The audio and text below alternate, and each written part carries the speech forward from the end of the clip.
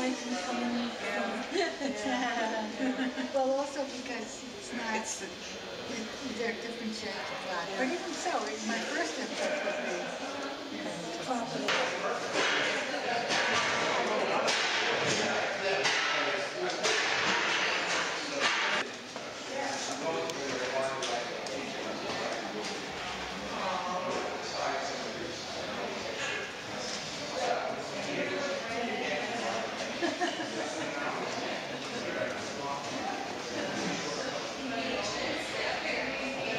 Let's do it. Hello, everyone. Let's see here. I guess we can turn off the lights whenever somebody's ready. I'm going to sit down for part of this, but stand up for parts of it. I was going to show you just the project that is upstairs. I don't know if anybody's seen Drabbles, which, okay. I'm going to show you a bunch of these, and I'm going to show you a little bit behind the scenes and how I did them and how I made choices I made and whatnot. But let me start a little bit from the beginning. I'm a portrait photographer. I have been so for not that long. I've probably been taking pictures, honestly, for about 4 or 5 years. Before that, I did advertising. I was an art director and decided I didn't want to be an art director and sell toothpaste anymore. My father died 5 years ago, actually, last Thursday. And I said, you know what? I don't want to do something that doesn't make me happy. So I started taking pictures. And not only do I do, obviously, professional work, editorial and advertising and whatnot, but I do my own projects. And a few years ago, I did a series called 365 Portraits, which many of you may or may not have seen, but all of them involved a lot of well, not all of them, but a lot of them involved a lot of eye contact. I'm a big fan of eye contact. Polaroid 55, anybody want to say some sad words for that? I love that stuff. So I had a lot of good subjects, and I was searching for a new project for the past couple of years.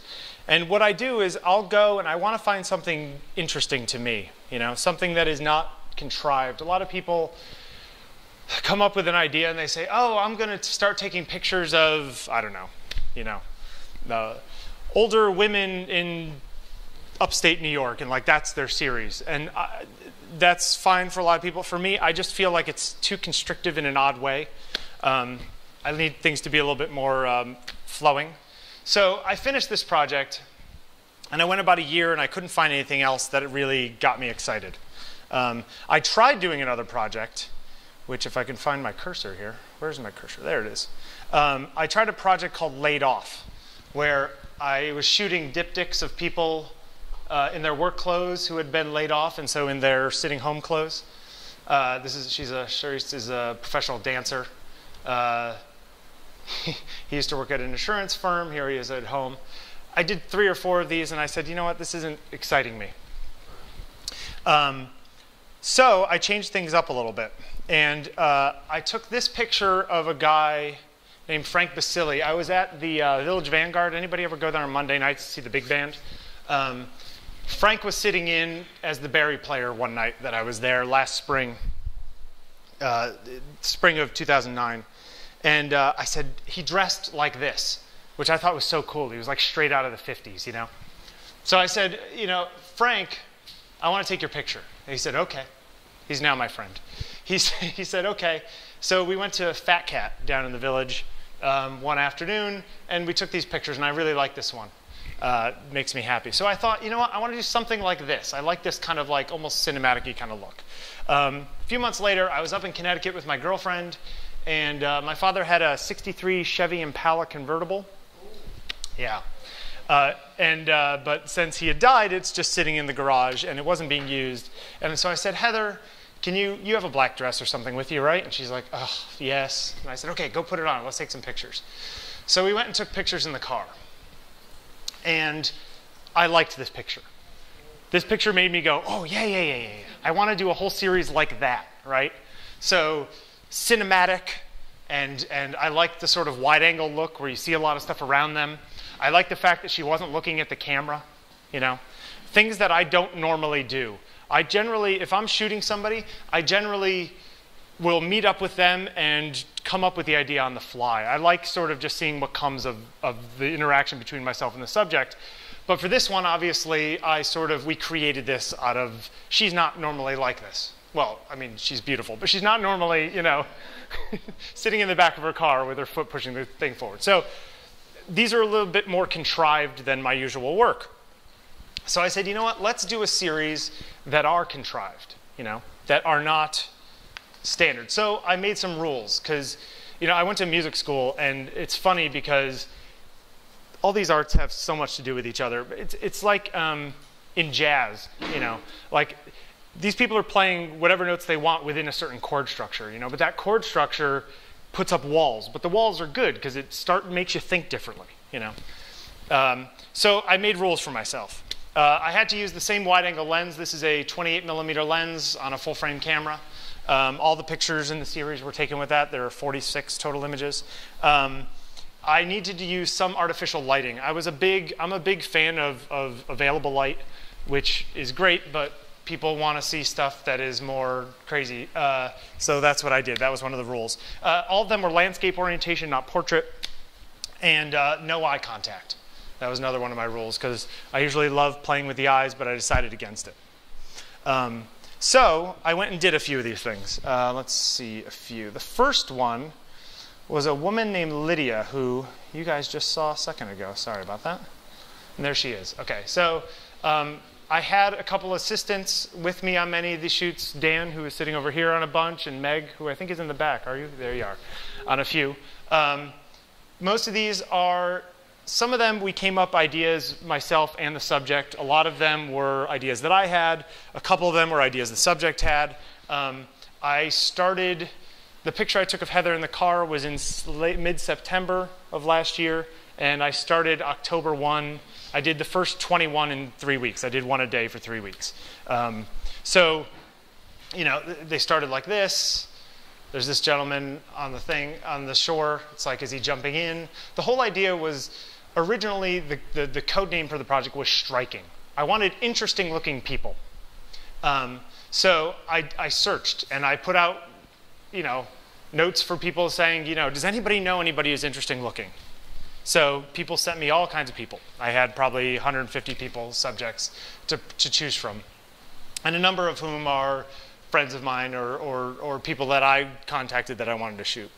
So that was the idea initially, this striking concept. A lot of the ideas had to do with the people themselves. So if I can get this thing over here, sorry. I met a guy who said he was very tall. So I said, well, Matt, why don't we try to make you look like you're really, really tall? You know, so you have to play around a little bit. You know, they were ideas, and a lot of them were all about things that I didn't know whether I could actually pull off. I was standing outside one day eating a slice of pizza, and a little kid was on one of those coin-operated horse things, and I said it would be really funny to have an adult on one of those. So this is Ann Olson. She's a professional dancer for Paul Taylor, and she was a very good sport. And we actually put quarters in and had her ride, which, yeah. Most of these, as far as equipment goes, I shoot with a 5D Mark II most of the time, but these are all, 90% of them is just a couple of speed lights. You know, these aren't big setups, right? These are, you know, sort of on-the-fly kinds of things you could do. My friend Amber used to be a ballet dancer. So I said, how about we take you to a really interesting place in Williamsburg and have you hailing a cab on point, you know? She actually made her own tutu. I said, do you have a tutu? She's like, no. And I said, okay, it'll work fine. It'll be fine. And then she shows up and she has a tutu. I was like, where the hell did you get a tutu? She goes, oh, I made it last night. And I was like, okay, you are an interesting person. Really, really interesting. Let me give you another example here. I shot a guy named Rob Meyer, who's a metal worker. And we went to his shop. He makes furniture and that kind of stuff, like custom furniture. And I said, Rob, can you make sparks? And he's like, yeah. And I said, okay, can you make smoke? And he said, yeah. And I was like, I love you. Can you make sparks over here and smoke over there? And we took like 4 shots, and this is one of them. Yeah, I was happy with that one. That one came out pretty cool. I used to date a girl named Cynthia, who is this girl here, which you may have seen in, yeah. What's that? I think there's a postcard with that. There is a postcard with this shot, yeah. This is Cynthia. I don't know where the original idea for this one came from. I liked the idea of it raining inside. And so we searched around town for these clear umbrellas, which are everywhere in Japan, but you can't find them. And like we went everywhere. Finally found one in some junky tourist store down like in Wall Street. But Cynthia was, she's a good sport. She like actually, sit there, went like this. There was no real water in the shot. I'll show you a little bit later, before and after, but the water in the glasses was there, but most of the other stuff wasn't. Let me show you. I could show you right here. Okay, here's Cynthia after. That's the before shot, just for people who are interested. As you can see, there is a fair amount of post-production involved. Probably 8 hours or so. Was that Photoshop? Yeah, a lot of Photoshop. And in a couple minutes, I'll get into some of that. I'm going to show you some layered documents and unlayer them and show you some ideas and things, if that's all right with you guys. I figure it would be more interesting than just sort of showing the same shots that you guys can see online. Yeah, so Cynthia was good. My friend Nick is my friend because he runs the diner up at the corner. And I said, Nick, we should shoot you. He's like, okay. And I said, well, you run a cash business. You got to hide money, I don't know that he does, but I was thinking that in my head, And he was a good sport. And I said, okay, let's put a bunch of napkins in a bag and act like you're hiding them up in the roof and somebody caught you, Yeah, he's good. He hates this picture because you can see his underwear. He's very, very upset about it. Yeah. He was really glad that I didn't choose it for one of the 20 upstairs because he was like, oh, man, my underwear's going to be showing? I was like, no, you're all right. I saved you. I had an idea to shoot a woman in a window. I wanted to do like a mannequin in a window. So I was shooting, this is a girl named Ivy. And I said, man, I really need a window. Does anybody know somebody who has a window that I can borrow for, I don't know, half an hour? And a girl that I know said, oh yeah, my girlfriend from college, her boyfriend runs this store down on Prince Street, and she'll do whatever it takes to get it for you. And I was like, score, So I talked to the guy on the phone. He said, yeah, if you don't mind coming down today at 5, you can have it for an hour. I said, perfect. And he pulled everything out of the window. And I'll actually show you. See over there. There's actually Claude, who's sitting down here on the floor. Over there on the right, grimacing, trying to hold the light up. What's funny is that you would think that the lights up top above her that are aiming down would be enough to light her that way, But in actuality, no, you just get piles of shadows all over her. So I filled from outside the window and had to fix that after the fact, So it sort of became, this was the original shot, and then I cleaned up the geometry of it to get a little more square, as you can see. I'm going to go between the two. I replaced the light up top and the people inside, got rid of them. But then from there to the final shot, a lot of it is a lot of shading, right? It's a lot of creating mood. It's highlighting the person and de-highlighting the environment a little bit, because you got to make them pop out. I mean, I think this is a fine picture before I did anything to it, but I think it's a little bit more of a painting that way, If I'm going too fast or if anybody has any questions, let me know, and I'll answer questions after if you have them. So anyway, these are some of the ideas that I had, The other funny thing is that a lot of them ended up being stories. Oops, sorry. There we go. Being stories that went from one to the other to the other. Let me find, where is Chris Berger on the skateboard? That is the question. Oh, can I do that? Yes, I can. Okay, here's Chris Berger on the skateboard. A woman that I shot for 365 portraits, I sent out a big thing and said, does anybody know anybody? And she said, there's a guy who works in my IT department who has this crazy beard and a bald head. If anybody was here for the opening a few weeks ago, Chris was actually here, and I never talked to him after the shoot, and I was kind of worried that he didn't like the picture. But he was like, no, I totally love it. And I was like, phew. I have a weird thing. I want people to like my pictures. It's a weird thing. But the one thing I wanted to play with was the idea that, is he going to give his girlfriend flowers, or is he heading to tie somebody up? This is the question, right? So I used those flowers the next day in Greenwood Cemetery. So there are ties between a lot of these pictures. In fact, the rope also got used a few days later to tie this girl to the railroad tracks. This was down in Red Hook. This is arguably the most photoshopped of all the images. There were actually not a tornado. And there were water taxis all in the water right there. I don't have the before with me, but that one got a little crazy. I actually it was pouring rain. That rain on the left there is actual rain. I took 10, 12 pictures because it was freezing out. I took out all these in the wintertime. So this was like January, and she's out there in that dress, and it's raining. It's pouring, actually. And she brought her boyfriend, so I felt really bad for tying her up in front of her boyfriend. I think he wanted to beat me up. But, it worked. So I took all these pictures, and I thought, okay, yeah, I have enough of what I need. A lot of times during my shoots, I'm trying to get raw material that I can turn into something later, So it's not so much of getting the lighting and everything exactly perfect. As long as it's enough that I can work with after the fact, I'd rather have the control later, Because the moment with the subject, I'm not going to spend 5 minutes rejiggering lights because they're going to change in those 5 minutes, And it's about the look on their face or the way they're acting or, that kind of thing between the interaction between us. So I try not to get too crazy about it. In fact, I think we used the rope again. A friend of mine, he owns a cafe downstairs from where I live in Brooklyn called the Red Horse Cafe. And so I decided to string him up.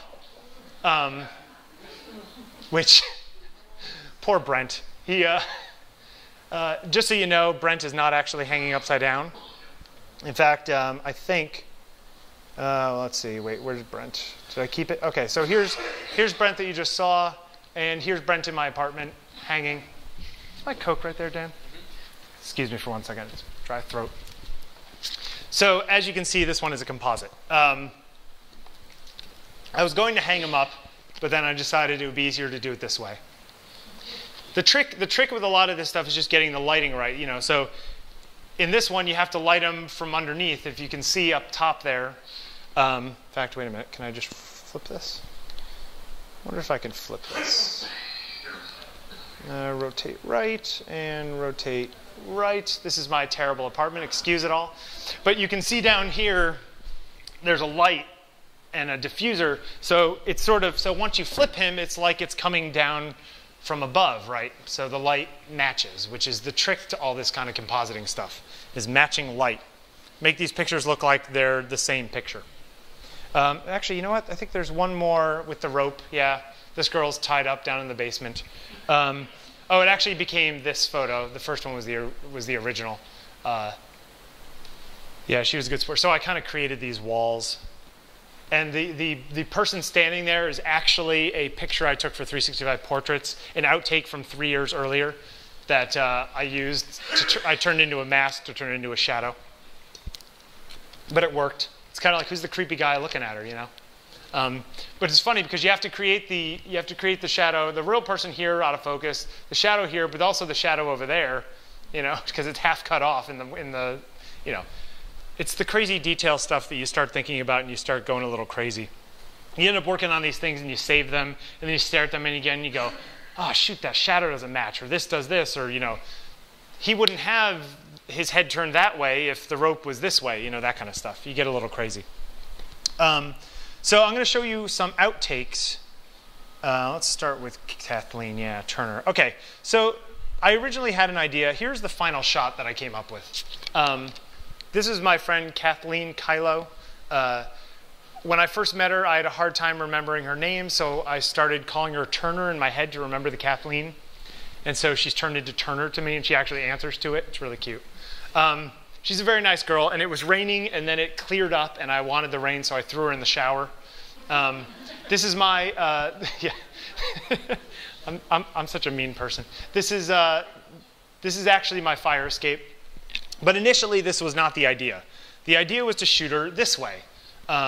These are all raw shots, so don't take the exposure and everything correct, as what I was trying to do. But I like this idea of shooting her with the cityscape behind her, right? This was the idea. But while I was setting up this shot, I realized that I wanted more light over this side of her, like a rim light there. So I went over and added a rim light. You see this light up here in this side window. And I was trying to get the amount of light right, so I went over to that window to try to get it right. And I took this picture as I was trying to set up the light, and I go, oh, this is a much better vantage point than the one I was using. And so I started shooting over there, and that led to this, which led to that, which led to that. So the point is that you don't always end with what you started with, right? But that's part of the fun. Even though these are often contrived, for lack of a better word, I didn't want them to be stiff. I planned out a bunch of them, but I didn't plan out all of them. Here's another one. This is my friend Greg. Oh, okay. So let me start here. This is my friend Greg. This is the final picture. Is this the final picture? Yeah. Okay. So there's the final picture. This is my friend Greg. He's dead. You can see me up here in taking the picture in the blood. I hope this doesn't offend anyone. This one actually matches with, where is Corey? I have Corey shooting him. So there's the before and after. And if you go upstairs, you can see them above each other. So they're kind of fun. He's actually not actually holding a gun in this picture. He was just kind of going like this, mocking it. And I called a college roommate of mine from 15 years ago and said, Steve Ravetti, it's Bill Wadman. Hey, how you doing? Hey, do you still have guns? Yeah. You still take pictures? Yeah. Can you take a picture of a Glock 45 at this angle for me? Sure. And about an hour later, I had a zip file full of images that I then pasted in. And it worked, The muzzle flash is fake. The bullet is fake, obviously. But so anyway, Greg was a good sport. I actually had a really hard time finding somebody to play the dead guy, as it were. And I don't know why. No one wanted to play it. I thought this would be like, ooh, fun, play, dress up, right? A lot of people were very offended by it, which I found interesting. It was fun. Anyway, so I didn't know if I could pull it off, and I needed to find that floor, right? This traditional hexagonal tile that's everywhere in New York City. Well, I couldn't find an expanse of it big enough. So the floor is fake.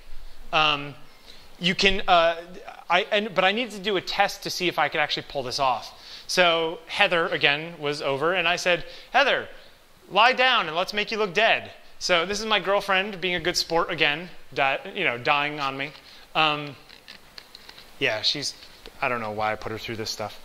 So Greg came over and we tried a few different things. I thought, maybe we should, this is the original shot of Greg on white. We actually also tried a few other shots. We tried him dead, falling down the stairs. This is where you live? Yeah, this is where I live. You don't like it? Yeah, Should I move? This is actually the hallway down to the main floor. Yeah, it's my apartment's not that big, but it's big enough that I can set up seamless and shoot in there if I have to.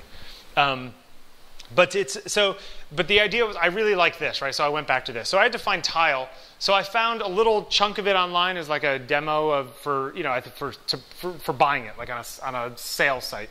And I cloned it all in, and then I had to change it so that you ended up, you get some. Where can I zoom in? Will that zoom over here? It won't zoom over here. Oh yeah, I can zoom over here. So I downsized these. So you get some cracks in here. You have to make it look a little dirty. So there's all like dirt on it and stuff. You also have to change the geometry because your lens isn't going to be perfect. And if it looks like a flat surface, it's going to be even more fake. So you got to bend it out a little bit. Sorry if I'm getting too detailed here. If that's, let me know if I'm getting a little too Photoshop nerdy.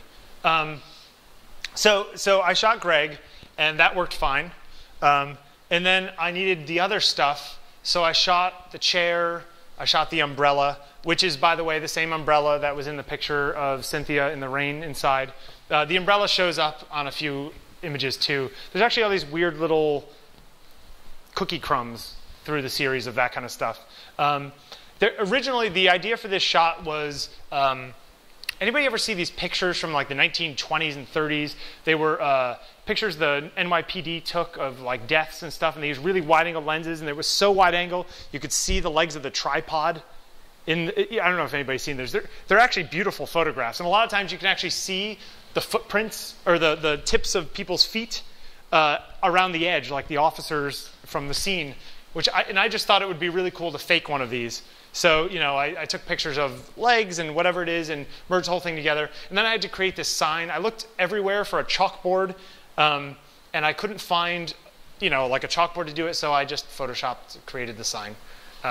It works. It does the job. So anyway, so that's a little bit of that. I'm going to show you guys a little bit of, any questions before I move on to some other nerdy stuff? Okay. I'm going to show you some pictures in Photoshop. Yes. Okay, so this is Leslie Forrester. Dan, if I do, actually that's probably about right, isn't it? Yeah. Okay. Originally, a lot of people asked how the hell I did this. Why aren't I in the picture? Obviously, it is a composite. If I turn off all of the layers here and just bring up this one, that's the original shot. So I am in the picture. I just hid myself. So the idea for this one was I wanted to shoot in the mirror. Originally, it wasn't going to be so straight on. I was actually just going to shoot her from the side in the mirror. But then we were there, and we were shooting, and I said, you know what? I think I could pull this off. And this is what a lot of this project was. It was like, could I actually pull that off and have it look real? So I said, screw it, I'm going to try it. So I said, I'm going to try to pull off actually building this thing from scratch. So the next trick is to put her in, right? Now, this picture of her, if I disable the mask, is like that. Okay? So the picture of her has nothing to do with this mirror or anything. I actually just had her leaning on a table off to the side. This is at offices that she works at. I think they do some advertising stuff. That's the light box in the background. Is this too nerdy for you guys? Okay. I don't want to get, you know. So anyway, so masking her in. So the trick here is just to get her fitting within the mirror, right? But the background around her is way too light. So the trick is to go in and darken that, right? So we want to make that a little bit more highlighted on her. Now, there are those bulbs around the edge, which I lost the reflections when I brought her in, so we got to bring the reflections back around the edge, right? This is sort of the step-by-step stuff. Now, the problem is that she still kind of looks just stuck in there because mirrors are dirty. So the trick here is to actually bring back mirror dust, which I do, and I actually bring it in twice because it wasn't dark enough, you know. So see. After and before, you see how much it, you know, it's all about creating this illusion that whatever you're doing is real and not just manufactured. It's very, very tricky. I actually had to go in and cover some labels. I don't know if you guys see down here. There's like some MAC cosmetic labels, so I didn't want to get people in trouble, so I turned those on. The next thing is a lot of curves, right? You're trying to like pull out a little detail in her dress. Then you're, you know, brightening her up a little bit, this kind of thing, right? Her hair, little pop. I wanted to darken, add contrast to all that stuff. Color balance was a little off, so I warmed it up a little bit. You know, this is the kind of stuff. And then I'm going to vignette the whole thing to pull her out from the center, right? I want to demote the outside, the perimeter. Now, this still didn't look real enough to me, or rather, it looked too real. And I wanted it to be a little bit more fantastical. So I had to make the lights, I added glare to the lights, you see. So the whole thing feels like a more like, da, da, da, da, da, da, da, da, you know, a show on Broadway, you know. And I actually even added a little lens flare in this one to, you know, make it a little bit more multi-layered. So, you know, all told with, and then a little grain to haze up the whole thing to make it a little bit less digitally. And that's what you end up with. So, from the beginning, and then, you know, to the end. Any questions? How much time did you spend? Honestly, probably 8 to 10 hours a picture. And you know, if I had to redo it, would it take me 8 to 10 hours? Probably not. But when you're doing it not the first time ever doing Photoshop, but I just mean when you're working on something from the beginning, you don't know where you're going to end up every time, you know? So there's a lot of dead ends and there's a lot of, you know, that kind of thing. I'm sure I actually simplified these greatly. This currently has 20 layers, but I think I squashed at least half of them down. So originally it was probably more like 40 or 50 layers, you know. It's the mirror dust is actually from the original mirror picture. It's actually, let me see here. I'll show you actually. Because originally what it is is, yeah, even if I turn it off and I turn it back on, yeah, I actually I took the mirror from here, and because that stuff is so much lighter than the background, I could use I used lighten, I think, on the layer. I actually used screen on the blending mode.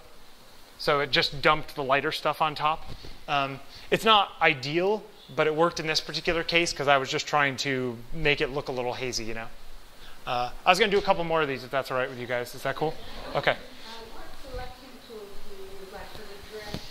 Oh, you know, it's that's a good question because a lot of people swear by all kinds of different ways of doing selections. I have found that almost none of them work, or rather, none of them work the way I want them to work. You know, the stuff built into Photoshop, the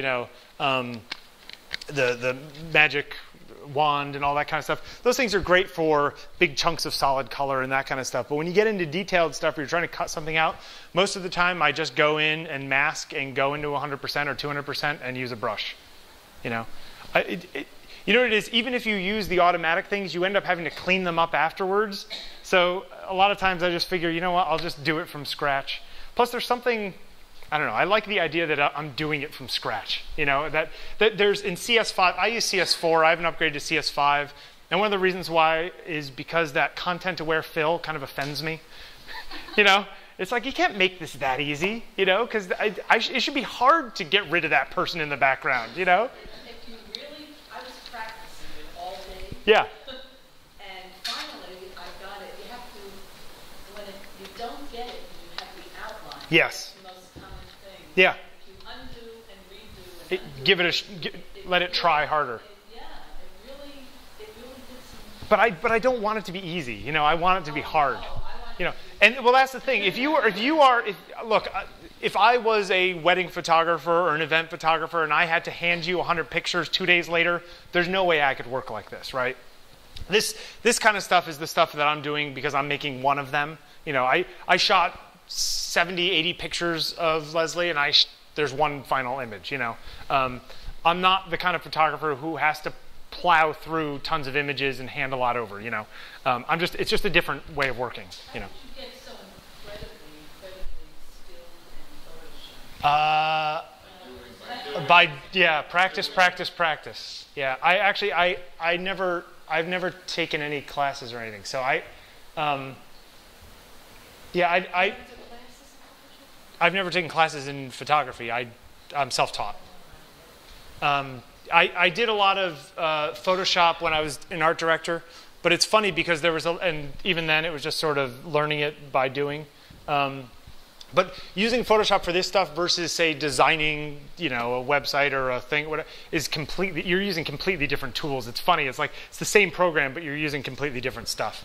Let me just see. How do I get back to?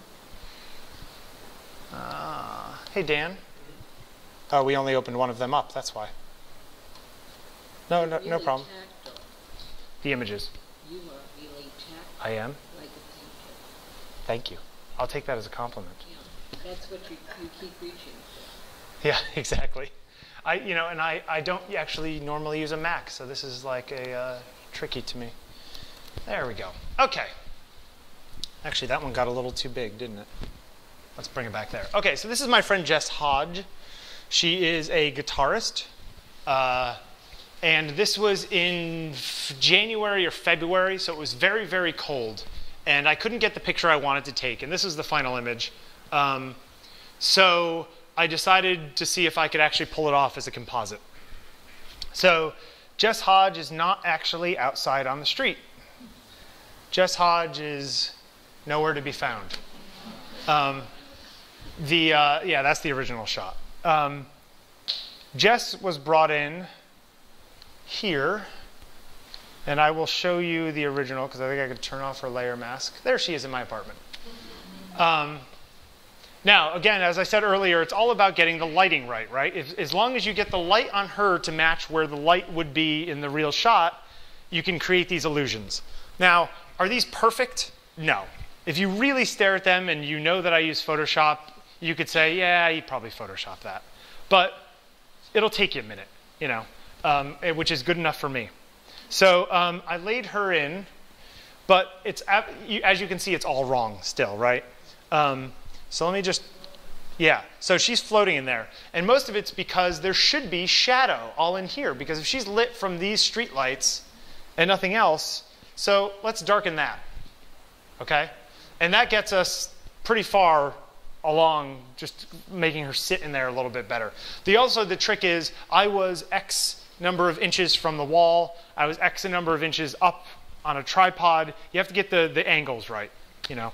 Let me darken a little bit behind her head there. And I think, what are we doing there? Oh, we're darkening some more. And then I'm going to darken the whole, you know, give the sidewalk a little more contrast. The trick here, and I'm going to darken the whole thing behind her. So that gets us pretty close. But I wanted a guitar case in there. And so here's her guitar case. The guitar case was actually shot on the paper in my apartment the same way it was before. But I wanted it to be a little crazy, so I wanted lots and lots and lots and lots of coins in it, right? I wanted it as if somebody dumped piles of money in her thing, right? It's cute, right? This was the idea. I'm going to disable the mask so you can see. I actually closed the guitar case, put a piece of black cloth over it, and poured change onto it. So it's in the shape of the guitar. It's lit in the same way, and then I could use that and let that sit inside. You see?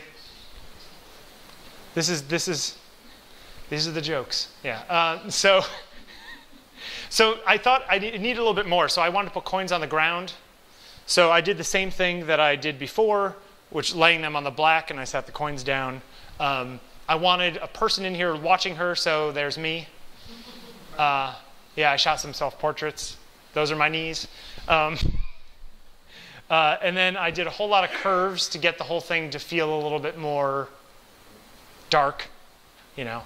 And, you know, some sharpening and a lens flare.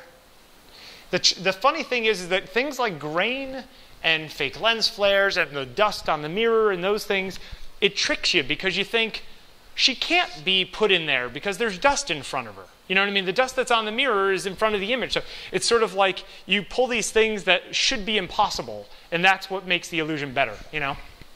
So anyway, this is Jess Hodge on the street. That one was fun because she was good. So I got one more for you if you guys are all right, and then I will let you get on with your day. Where can I load? Oh, I was going to show you Greg. Perfect. We can do that. I could actually show you the floor. Sorry. Loading big images. I actually shrunk them way down from what a lot of these images are like 1.5 GB PSDs. Okay, so here's Greg, but we're going to back out and go straight down to nothingness. So this is the floor, and had I do it to do again, I would have made. I notice now, and it drives me nuts, but I refuse to go backwards and do new stuff. I would have gotten rid of, you see how it's the vertical stripes? They drive me nuts. It's a little bit too much, but you don't really notice it after the fact, but whatever. And then I added dirt, you see? I had to grime it up a little bit because it can't be too clean. What kind of dirt was it? It was actually not real dirt. I think it was just a splatter brush, and then I pulled the opacity down. So it just looks like smudges and stuff on the ground. Where is my cursor? There it is. Okay, so let me bring Greg in. Where's Greg? There he is. Okay, here's Greg. Now you saw the picture of Greg before on the white, so you know where that came from. And then I wanted to add the blood. Blood is tough, right, to get it to look real. I found people online who took pictures of splatter, which I know is very unfun, but it's true, it exists. Yeah. Yeah. Oh yeah, there's a lot of that kind of stuff. A lot of research goes into this. Google's fantastic for splattered blood. You didn't know that? So anyway, that's the splattered blood is the trick, right? And I didn't want to have. I have friends who are special effects people, but I decided not to have, you know, have it be more graphic than that, which I probably could have, but I decided against it.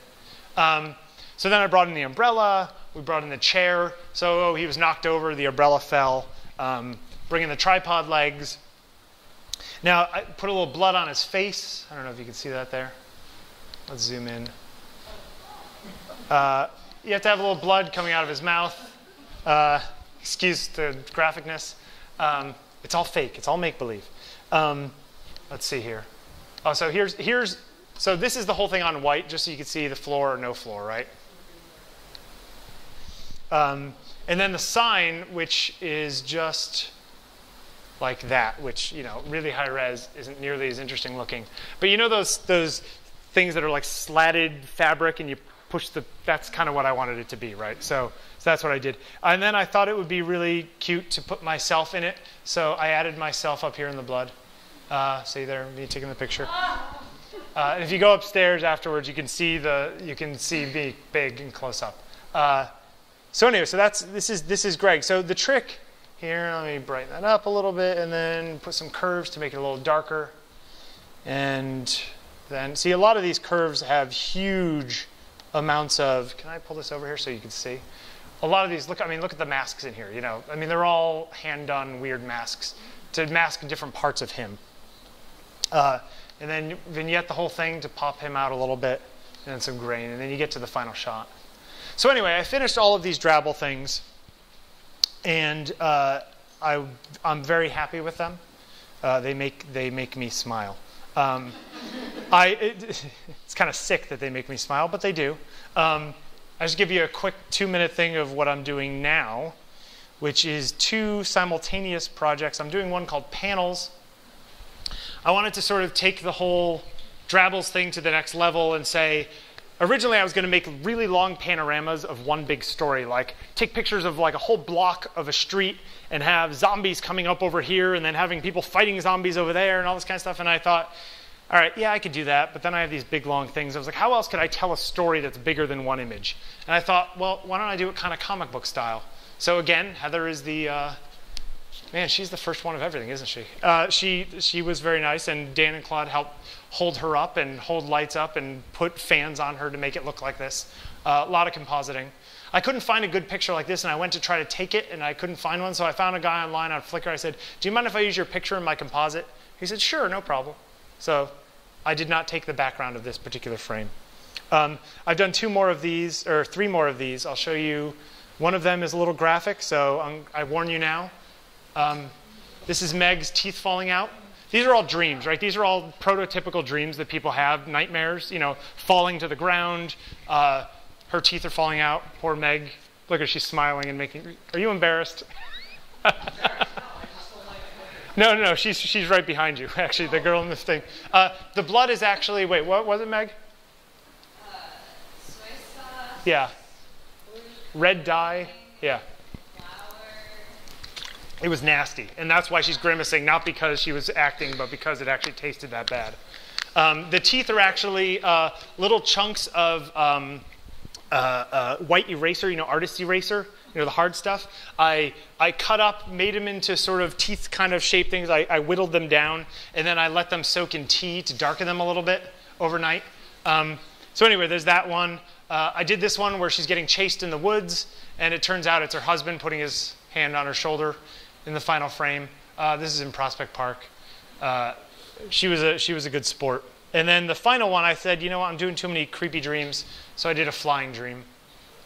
You know, this is 24 balloons, and it looks like it's not enough. I think I should have done like 4,000 dozen balloons. But I like the way she's falling through the frame on this one. That's the part I like about that one. Anyway, so I'm doing that, and then I'm also doing a series called Motion, a bunch of dancers. These are long exposures, 3-second exposures, and we work through trying to make things. They're supposed to be a little abstract. They're maddeningly abstract, but they're interesting because it's so not a still image. It's funny because some of these dancers, this one is a girl named Iran Buggy. Her name is Iran Buggy. Isn't that awesome? She's one of the leads in Paul Taylor. She's a sweetheart, and she came over and we did a bunch of these. But the night before, she did another photo shoot where the guy was using strobes popping every like half second. So it was like pop, pop, pop, pop, pop, pop, pop, you know. So like he was getting these strobographic effects. I saw the finals, but I didn't see him. So it's funny because these are the exact opposite. These are just 3-second long things. I I don't know, they're kind of interesting. So this is what I'm working on now. And yeah, I thought you guys would find a little behind the scenes stuff a little more interesting. I like those ones. Interesting stuff. Anyway, so if anyone has any questions, I would be glad to answer them.